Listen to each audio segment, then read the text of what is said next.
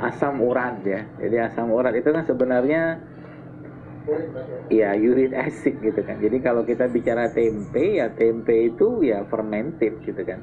Sifatnya asam nggak asam, cuman kalau kita bicara tentang gini loh, kita bicara tentang satu produk ya. Jadi jangan jangan cuman lihat pada satu sisi saja ya.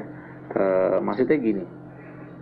Jadi misalkan kita bicara kunyit gitu kan. Kunyit itu ada kurkuminoid atau kurkumin di situ, tapi bukan hanya kurkumin gitu kan.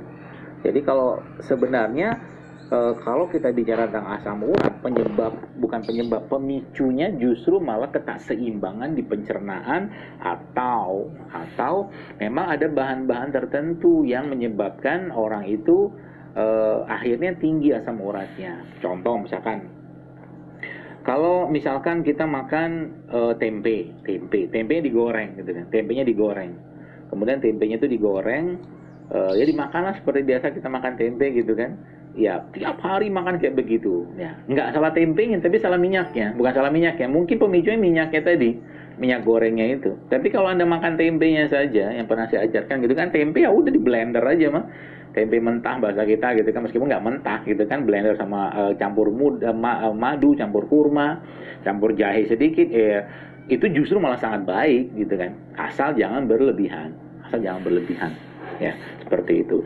Kacang-kacangan sebenarnya sejatinya justru malah dia sangat baik, kayak kacang almond kayak begini ya. Setahu saya, pengalaman saya pribadi pun nggak sampai menyebabkan asam urat kayak begitu gitu kan, asal makannya tidak berlebihan ya. Balik-balik ada apa namanya, ibarat kata mah pembawanya di situ, kayak mungkin kita bicara kacang tanah gitu kan, kacang tanah digoreng, atau mungkin kacang-kacang yang digoreng apa segala macam, digoreng kan asam ke badan. Tepung-tepung yang digoreng, tepungnya itu sudah asam sebenarnya ya. Jadi dalam keadaan mungkin Bapak Ibu sekalian yang masih atau mungkin tinggi asam uratnya, ya sudah, jangan dikonsumsi dulu ya buat amannya gitu kan.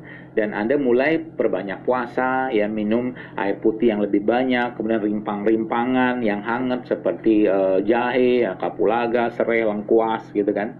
Itu insya Allah kan sangat membantu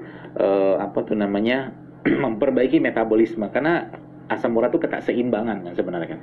Uric acid dalam tubuh kita ada, kita butuhkan asam urat itu. Tapi kalau udah berlebihan, ya dia perlu diturunkan. Ya, tinggal nanti Anda cari bahan-bahannya. Tadi jelas salah satunya ya, itu juga insya Allah akan menurunkan kembali ya. Dan bahan-bahan yang sifatnya membentuk asam ya, itu ya di stop atau dikurangi lah. Insya Allah akan membantu.